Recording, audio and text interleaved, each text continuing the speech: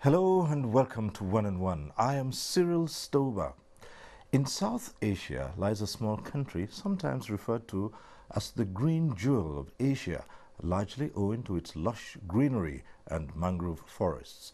It is one of the most populous countries in the world, the 8th most populous in fact, and densely populated as well. Bangladesh has its National Day as the 26th of March. It's a country that has had a checkered history and shares similar aspirations of a great future with Nigeria. And so on our program today, I'll be with the High Commissioner of Bangladesh to Nigeria, His Excellency Shameem Ahsan. Now, Ambassador Ahsan is a career diplomat who has been in foreign service since 1993. He has held numerous positions in the Bangladesh mission in New York, Washington, D.C., Rome, Nairobi, Doha, among others. He was editor of The Foreign Office, a flagship publication of the Ministry of Foreign Affairs.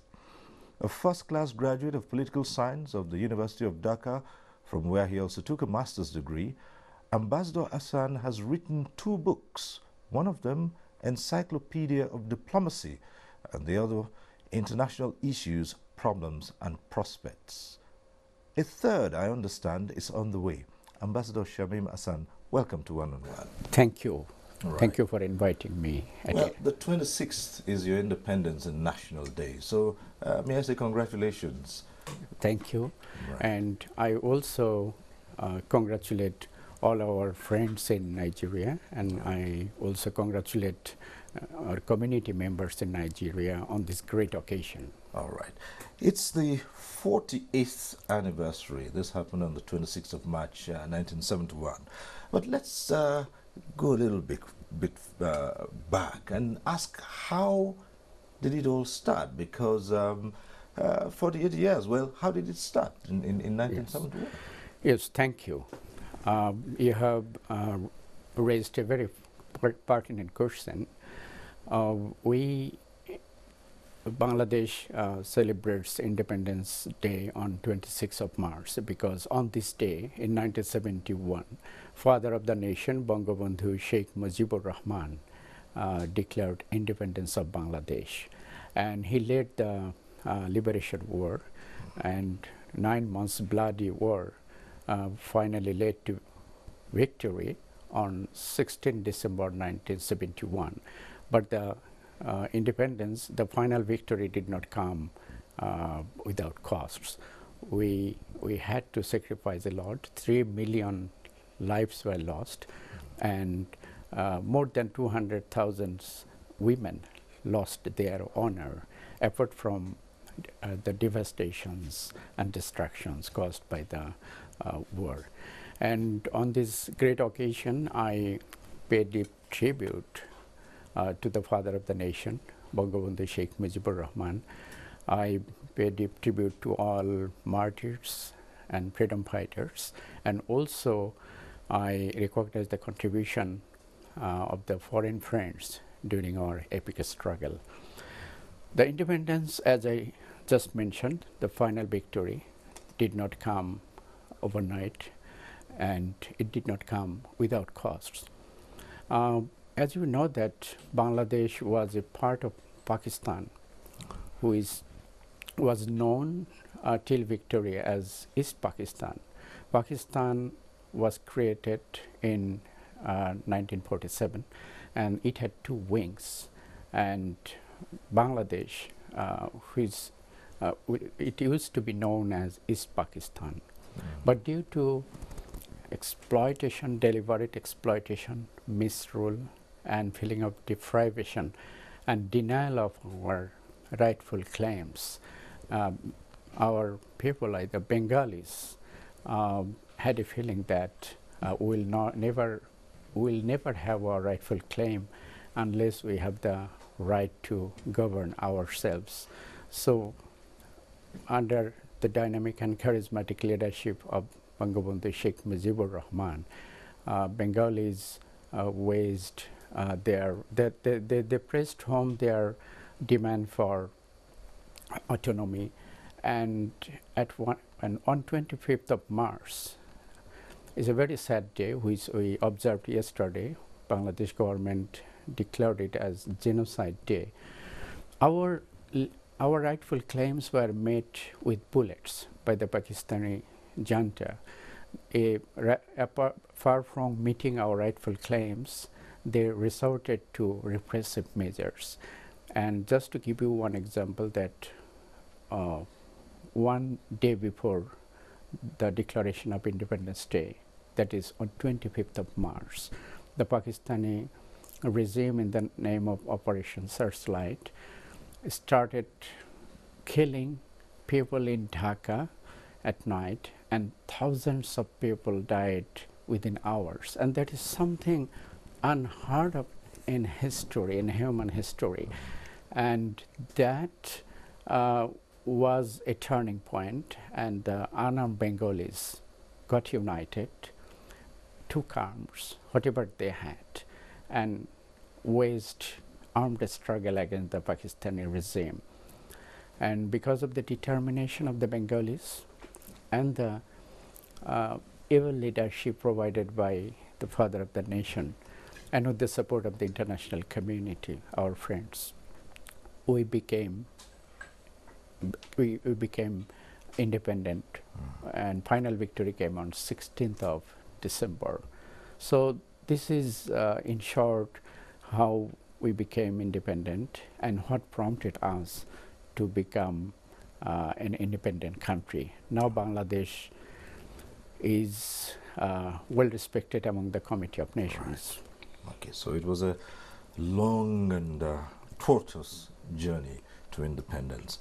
But here you are 48 years later, Bangladesh is there and has established relations with many other countries and holds its own in the international community. Let's take Nigeria, for instance. You have relations. What's the level of relationship with Nigeria?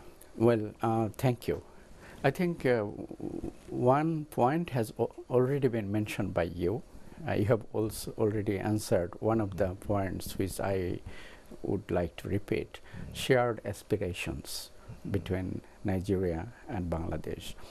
I can see lots of similarities, commonalities, which bind these two friendly countries. And it is not only shared prosperity, shared aspiration, there are also other issues which come into play in taking our bilateral relations forward. Let me tell you that Bangladesh and Nigeria enjoy very cordial bilateral relations, and both are members of UN, Commonwealth, D8, and NAM, and they share almost similar views, or I can say similar views in international fora.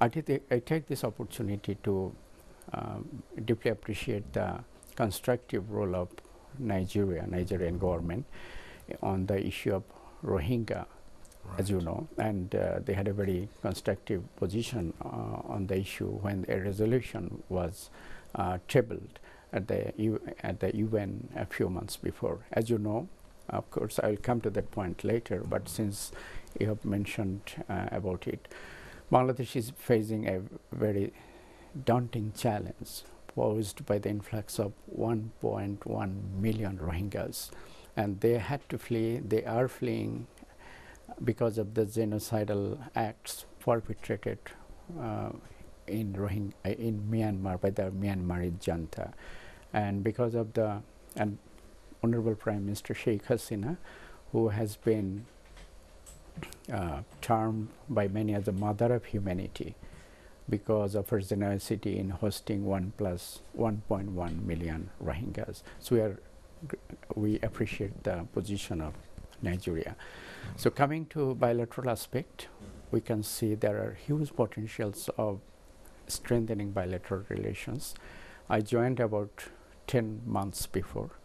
So with my little knowledge what I have learned within this period of time, I am very confident that there are huge potentials, and more importantly, the potentials largely remain untapped, unutilized. We can cooperate in many areas like agriculture, in education, in exchange of expertise. There are huge demands of Bangladeshi ready-made garments. As you know that Bangladesh is the second largest producer of ready-made garments in the world after China. Right. There are huge demands of ceramics, jute and jute products. Pharmaceuticals could be, pharmaceutical is one of the potential exportables, and it's a booming industry. Our products are not only competitive in terms of price, but also of international standard. And we can also import from Nigeria, and both countries can mutually gain. And I understand that there are more than 100 Nigerian students are currently studying in Bangladesh. There are many private universities and institutions. Right. And recently, we received a proposal from the Nigerian government for signing an MOU, Memorandum of Understanding, in the field of education, and we are working on it. And already we have been working in the field of signing agreements between the two countries. Agreements are MOUs in respect of foreign office consultations, promotion and protection of investment, agriculture, waiver of visa requirement from diplomatic and official passports, and preferential trade agreement. These are the important areas, but we can expand our relationship. All right. So let's say it's looking up a bit, and we can expand and improve on those relationships. So you've already started talking about some of the areas we'll go into, agriculture and the textile and garment industry. But before we come to that, let's spend a little time on the political structure, the governance structure of Bangladesh. It's a parliamentary democracy, and you have is the multi-party system that you have there. So let's talk a little bit about that. Thank you. I'm very delighted to share with you that we can term Nigeria and Bangladesh in this way. which brings us closer also. Both are one of the, both countries can take pride being large democracies in the world. We are with 160 million people, and Nigeria, of course, with bigger population, 200 million. Both are democracies, having functional democracies.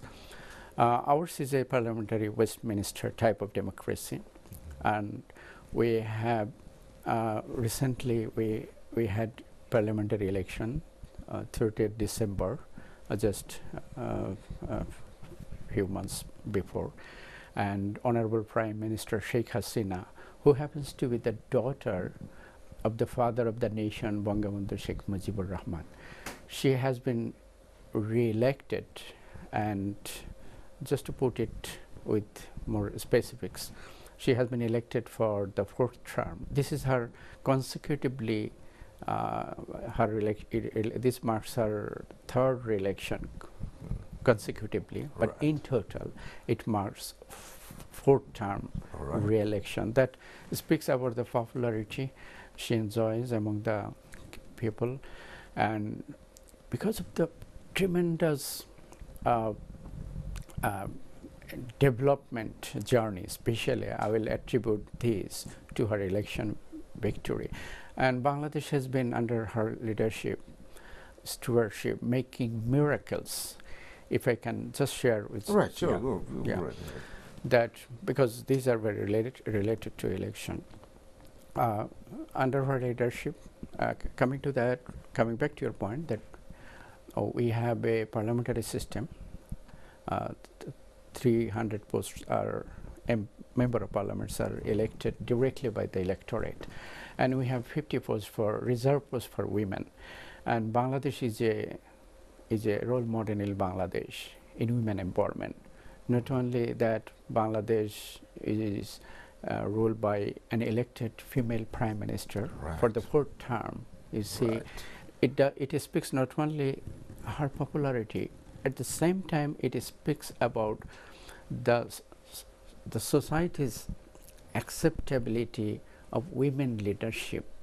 That is something unthinkable, not only in many countries, but I will say with a deep sense of pride, that in many developed countries they cannot even think of allowing females to be at the power in a democratically elected system. So Bangladesh is a role model in women empowerment, and there has been gender parity. In respect of attaining gender parity, Bangladesh is one of the success stories in the world. And Bangladesh is, I'm very delighted to share with you that we have, under the leadership of the Honorable Prime Minister Sheikh Hasina, gender parity has already been achieved at the elementary primary level, and you will be very delighted to learn that at the secondary level, male enrollment has been outnumbered by female enrollment. No, that's something. So that's you something see the to trend. think about. You see the trend, and because the present government feels women, without engaging or involving women, who roughly comprises half of the population, we cannot achieve anything, be it development or any policy. So the present government has been very successful in engaging women, and they are contributing equally, and they are their role has been appreciated internationally.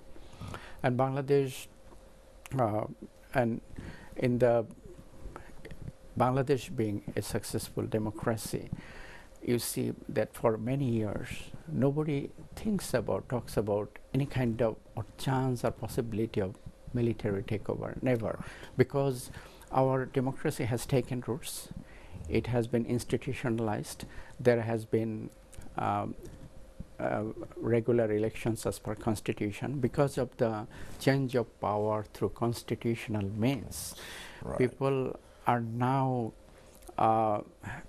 they feel that this is our way of life. Democracy is the way of life.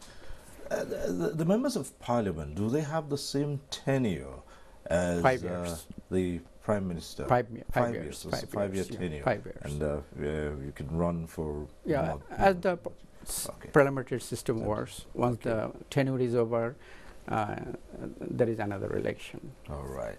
Okay, well, as you yourself have mentioned, Nigeria is also a democracy, and only recently, Nigeria also held general elections. Yeah. And I congratulate Right. Nigerians Okay. for their election. Thank and you. peaceful. Largely, it was a peaceful election, and lest I forget, Honorable President of Bangladesh, Honorable Prime Minister of Bangladesh, warmly congratulated Honorable Muhammadu Buhari, Nigerian President, for his re-election, and Honorable Nigerian President also warmly congratulated Honorable Prime Minister for her recent election victory. And the point I'm trying to make, that both leaders expressed their keen interest to force a mutually beneficial relationship. And if I recall the comment of our Prime Minister, she'll be happy to work for unlocking the potentials for expanding bilateral relations. So our High Commission is working in that direction. Well, let's now return to the issue of the economy. And it's said that up to half of the population of Bangladesh are farmers. But then, interestingly, the garment and textile industry is just about your biggest export to the world, and you have markets even in the most developed countries of the world. How did you achieve that? Thank you. There are a few reasons. First thing is that Bangladesh, because of the prudent policy, pragmatic policy of the government, present government, to industrialize, its focus on industrialization and appropriate policies taking at different times. Let me explain in that way, that though these garments industry is essentially owned and run by private sector, because it's not the government job to produce shirts, but to facilitate production, to encourage them, and to create an environment so that investors or business people find it convenient. It's a private sector driven. Yes, and that is one of the policies, to encourage and patronize private sectors. But at the beginning, government had a very big role. Still, it is playing a big role. It has been giving lots of incentives so that they get encouraged to go for export-oriented ventures. So government's incentives are very essential, and that played a pivotal role at the beginning. And one very relevant thing I would like to add, in Bangladesh garments sector, where there are hundreds of factories, around 4.5 million workers are working currently, and more importantly, I think 95% garment workers are women. And you see how they are contributing to women empowerment, and it has multiplying positive impacts. It's not only that it is helping them to be financially self-sufficient, but it has multiplying impacts in the sense that kids are going to school. Their children are not, then once they are enrolled, eventually they will be contributing to the family. They will not be a burden. And just to draw your attention to one small case, how women's massive participation or getting employed contributes positively in local industry, because most of them are women, and the cosmetics industry, just there was a silent revolution because of the local demand. So it's not that they're contributing in export. It's also, just giving one example, it's also contributing in the expansion of local industries. And we have come to a point. I was serving as consul general in Newark before coming to this beautiful country, Nigeria. And I was in Newark, and I was very excited to see that many brand stores will show the shirts, knitwear or ready-made garments made in Bangladesh. It was a matter of emotion when I choose a shirt of good quality and take it, have a closer look, and I see made in Bangladesh. And same with pharmaceuticals, it's coming out in a big way. It is one of the booming industries, and our pharmaceutical products are not only of international quality but of very competitive price. So garment industry, but government is not only, doing the needful to ensure that it grows more, but at the same time, one important aspect of this sector is that Bangladesh government, under the leadership of the Honorable Prime Minister, has taken numerous steps in recent years to improve the working conditions, which is very important in the garment sector, and also to ensure factory safety, fire safety, or whatever it is. Right. So these are two very important aspects when you talk about garments industry.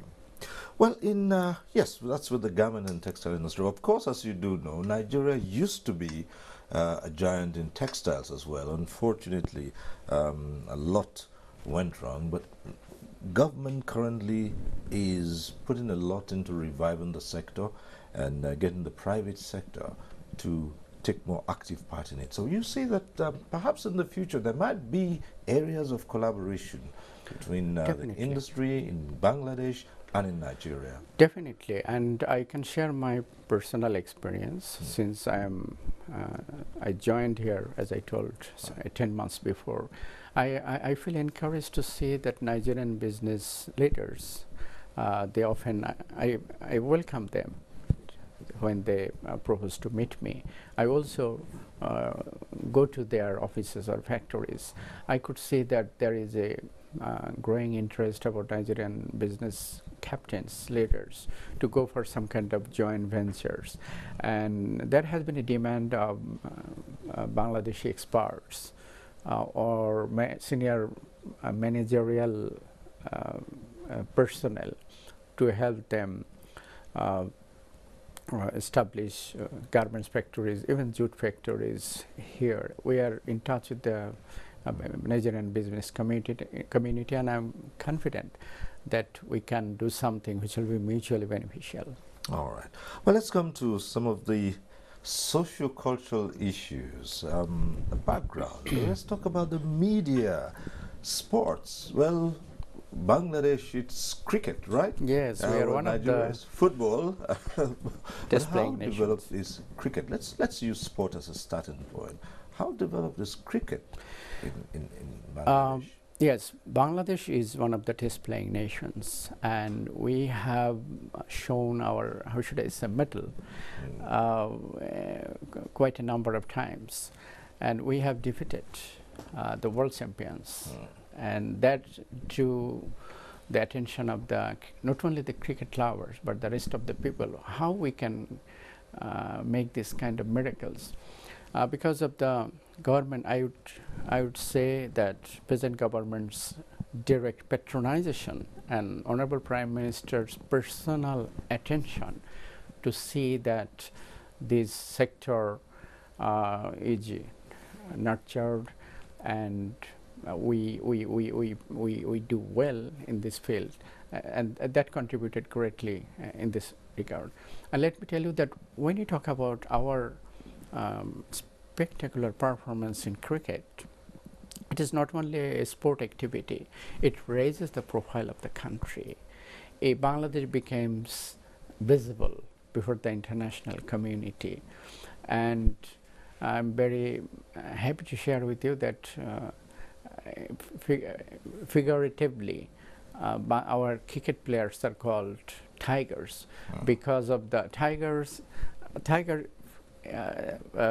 primarily means a very ferocious or very colorful, beautiful animal.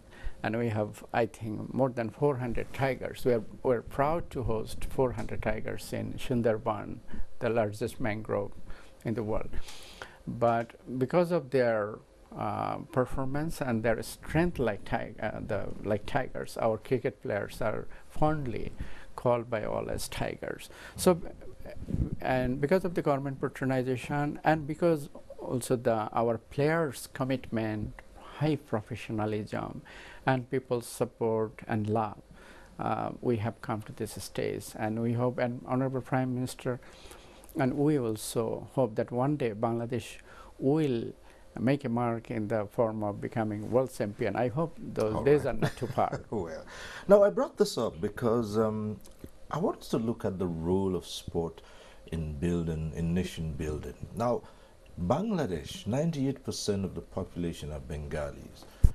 In Nigeria is a multi-ethnic society, but there is also some form of unity, which is football. Yes, in football. And when there is a football match in Nigeria, it's everyone becomes a Nigerian. Now, when there are cricket matches in Bangladesh, is it the same thing that you feel? Perhaps not in that way, because I don't think, you can correct me. Yeah, perhaps there was a time in 80s, if I remember correctly, football was the most popular game, most popular. But because of the global trend or whatever it is, I don't know, it has been replaced by cricket. And our people are just, they love cricket like anything. And when our match wins, it has implications in everywhere, in restaurant, in class, at home. You see the festivities taking place all around. But when definitely the Eagles, Nigerian soccer players, Super Eagles, they are one of the best teams in the world. And I can tell you, it is true, you can rest assured, that when Nigeria plays with another country, then our people tend to support Nigeria. The reason is that they feel connected with a developing country. They feel connected with so many ways, you know, because of their similarity in appearances or shared colonial past, or there are so many similarities. So, yes, you were right. Sport could be one of the tools to bring two nations closer. And you love football, we love football, and also cricket. So these are very positive elements of our bilateral relations. Right. Now, another part of it, I also hear that Bangladesh and its media, if I look at a fact sheet I have here, you have some 41 TV channels, and yes. It's amazing. It's amazing. Bangladesh, there has been a silent revolution in the field of media, both print and electronic.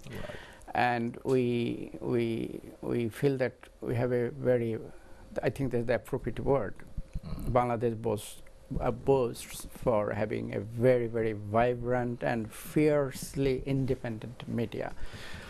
And they can criticize the government in the talk show or whatever it is. More than, I think, 1,100 daily newspapers are printed, published in Bangladesh. I think there are very few countries which have so many papers, and that does indicate the government's how much government is media friendly.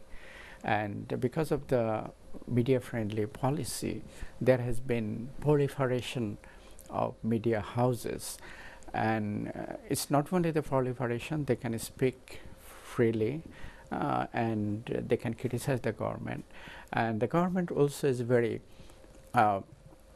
very positive in the sense that any critical remarks, the government take it that, and Honorable Prime Minister also said that she, and also others said that they always welcome constructive criticism because at the end of the day it may contribute to your thinking process. So we have a vibrant media. So and then the government and the private sector go side by side, all in the field, right? Yeah. Well, yes, and also with another area you've gone into, I see, the community radio, which is an aspect that many countries have been trying to promote, and Bangladesh has done that as well. I see that you also have community radio stations. Yes. In operation. This is not just for entertainment. Let me share with you how media can help the country to move forward. Ours is a country of 160 million people, but our population growth has been optimum, and birth control has been a success story. So media, both electronic or print or community radio, all have been doing an excellent job in sensitizing people about their economic, constructive economic role. And I think this is very important for a country like Bangladesh, and Bangladesh has recently been, United Nations has recently decided that Bangladesh has attained eligibility to graduate to the status of a developing country from LDC. So this is something, Bangladesh is on the right track, and media is also playing a very constructive role. Yeah, a lot of people might ask us, it's just 1971 you got your independence, so just 48 years and you've been able to do this. What's the driving spirit of Thank you. It's very interesting question. Personally, I believe it's the energy of the people, it's the resilience of the people, it's the vibrancy of the people. I tell you that ours is a country, it's a very small country, very small, and its size is, just to give you a geographic sense, 56,000 square miles. It's a small country with 160 million people. Would you believe that government, Bangladesh, under the leadership of the Prime Minister Sheikh Hasina, attained self-sufficiency in food production? This is a miracle. 160 million people, very small land. And it has been, there have been other success stories because of the government policies. Our scientists have invented, because of the government patronization, and of course due to focus on advanced research and other things, our scientists, to their credit, have invented local varieties of seeds, rice or whatever, which can withstand salinity in case of a flood or something. They have invented some special varieties which can stand water logging during flood. This is something revolutionary because we are a flat front country. Bangladesh is one of the climatically one of the most vulnerable countries, low-lying countries. So this has greatly contributed in attaining food autarky. That is there, and we are one of the largest producers of vegetables, mangoes, fish. In many respects, now Bangladesh stands at a point where we can claim to be one of the largest, sort of. I mean, as I mentioned, fish, vegetables, mangoes, and of course rice. It is there. It's interesting now that you mention it. Let's just take a little bit of that. It's interesting because of the location of Bangladesh. It's prone to flooding Yeah. and, of course, cyclones, and these are disasters. But how do you cope with this? How has Bangladesh been able to face these challenges and evolve and still make something out of a precarious position in being a low-level country? Yes, I have raised a very pertinent question. I will look at it in this way, both negatives and positives. Factually speaking, Bangladesh is, as I just mentioned, is climatically one of the most vulnerable countries, one of the most flood-prone countries. This is one thing we cannot control. This is the reality. Right. But at the same time, we have another identity. We have a face. We have another face before the international community. Bangladesh is a role model in fighting climate change. So we are a country regarded globally vulnerable to climate change, vulnerable to flood. That is there. We have no control. But at the same time, because of the government's initiative and support by the people, and also NGOs have a role, we are globally regarded as a role model in fighting climate change. Let me explain how it works. Right. In adaptation measures, mitigation is not, as of today, a major issue as the issue of adaptation is. Bangladesh has done, I mean, something, it has very impressive record in fighting climate change in the form of adaptation measures. Just for example, constructing cyclone centers.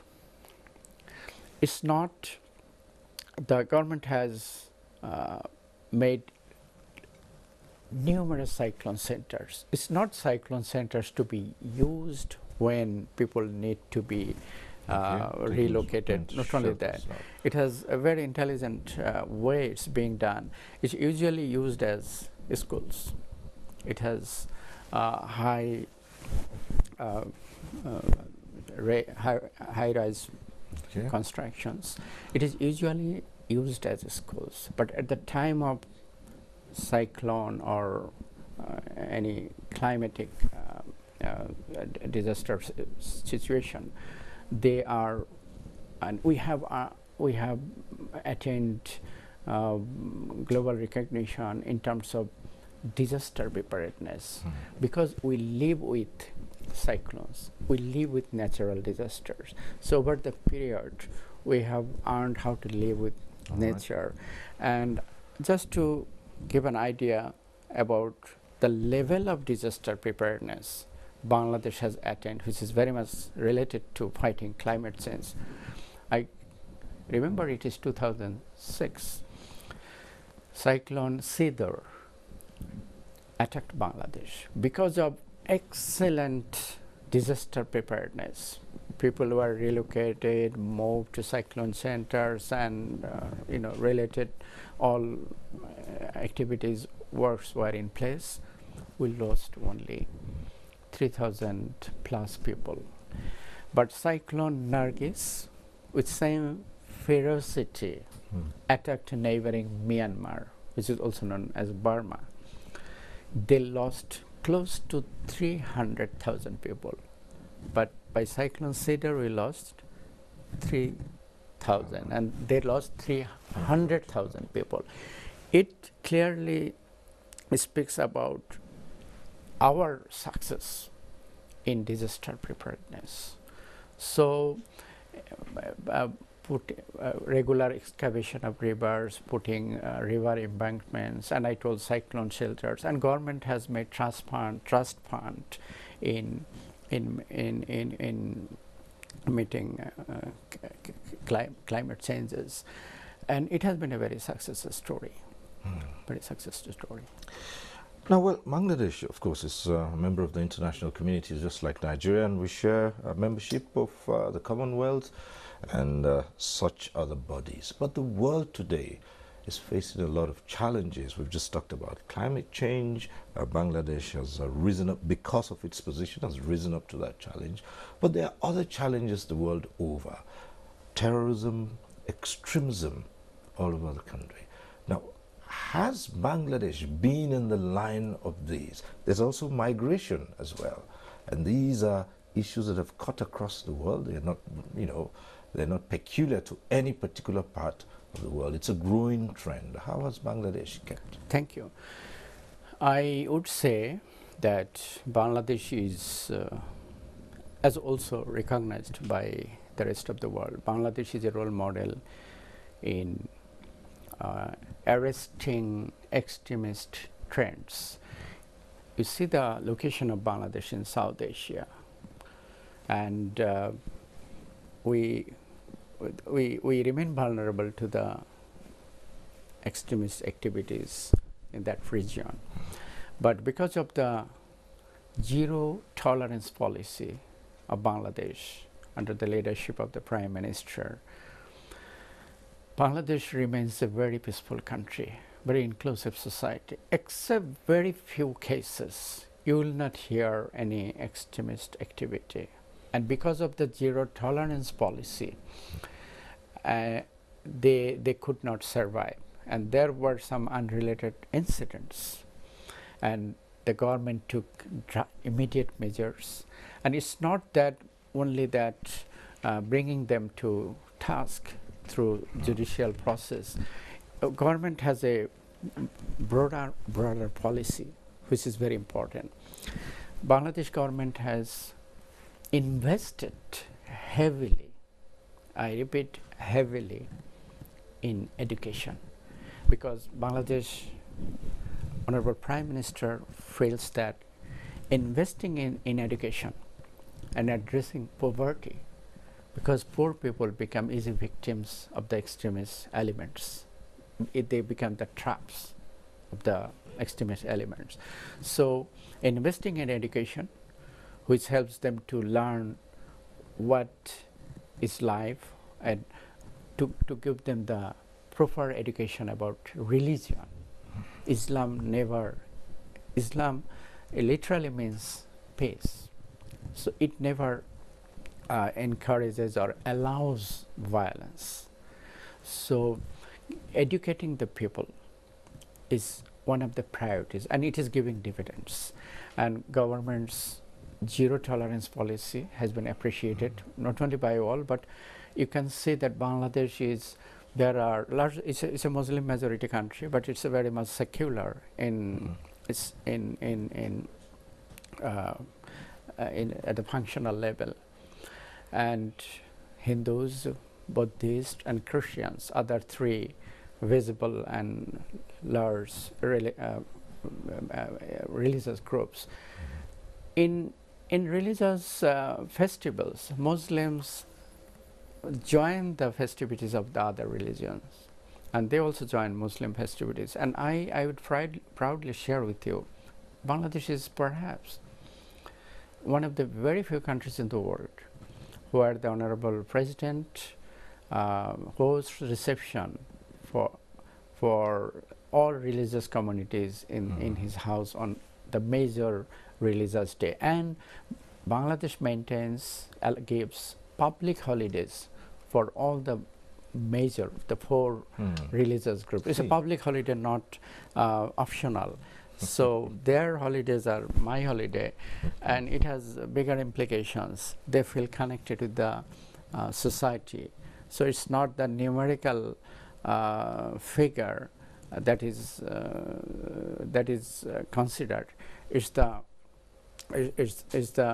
feeling, it's the policy that to which accommodates all faiths, multi-faith, multicultural society, which is being promoted by Bangladesh, and it has made Bangladesh a role model, and which has made Bangladesh as a country of religious harmony.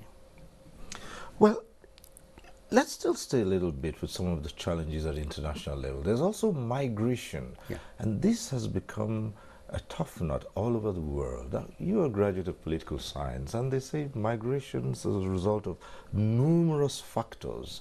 It's not just economic. Yeah. It has to do with so many. What are your views about how this can be tackled? And well, you talked about Bangladesh having to cope with the influx of Myanmar refugees. Myanmar refugees.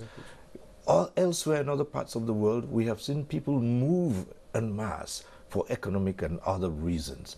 How do you think this can be tackled? Well, yes, you have rightly pointed out.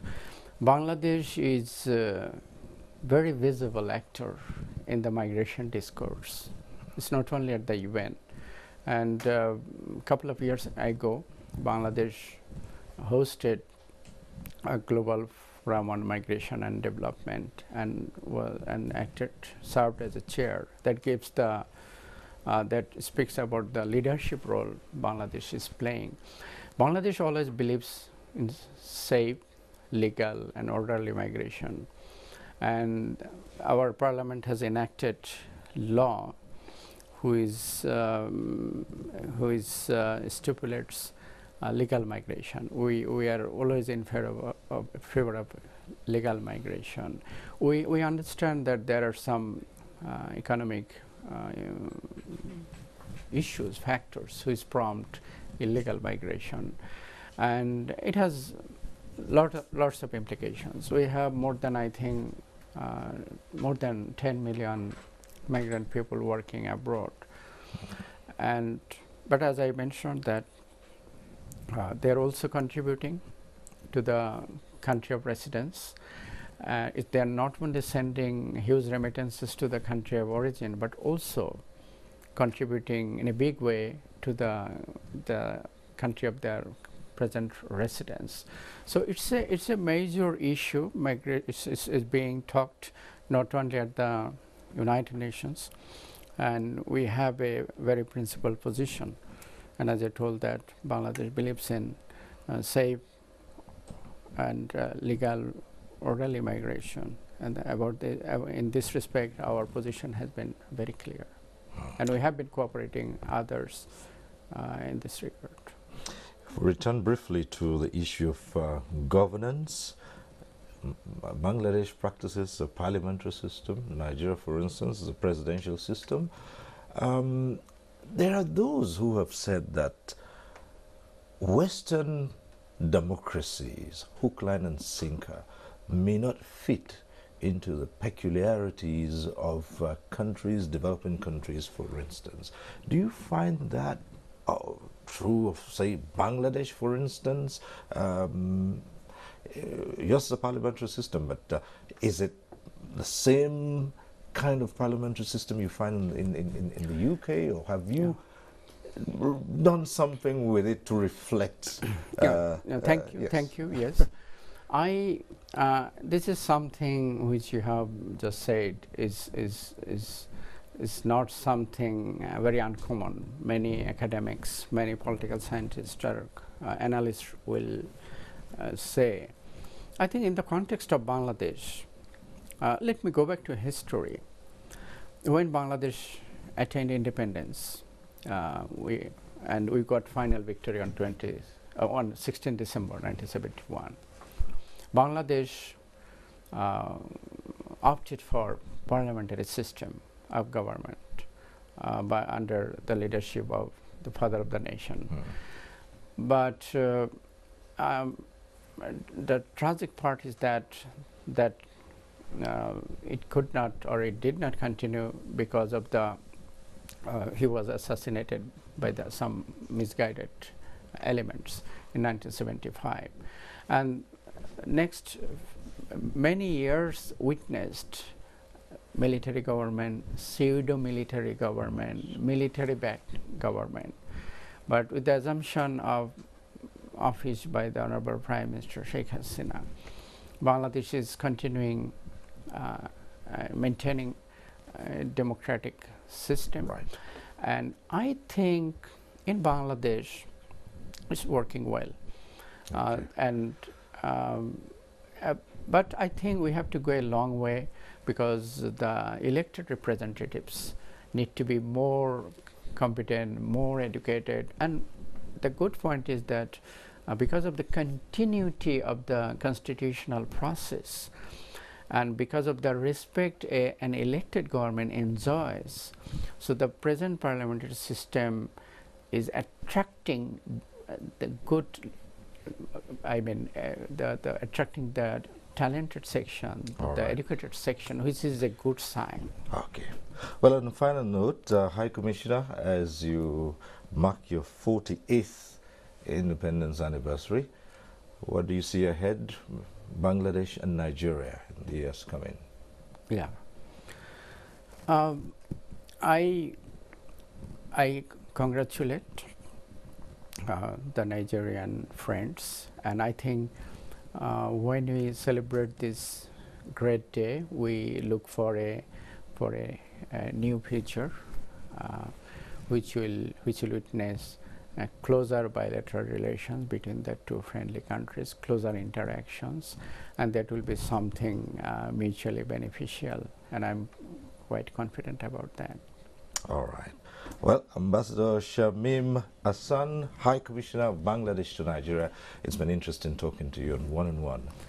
Thank you for inviting me. Thank you for coming, and we hope to see you again on this forum. Thank you, and I sincerely thank NTA for inviting me. It's a very prestigious, well-respected television house, and I'll be happy to be here again. Thank you. All right. Thank you. Right. And that's our program today. We thank you for watching. Next week we'll be back with One-on-One. I am Cyril Stover. Bye for now.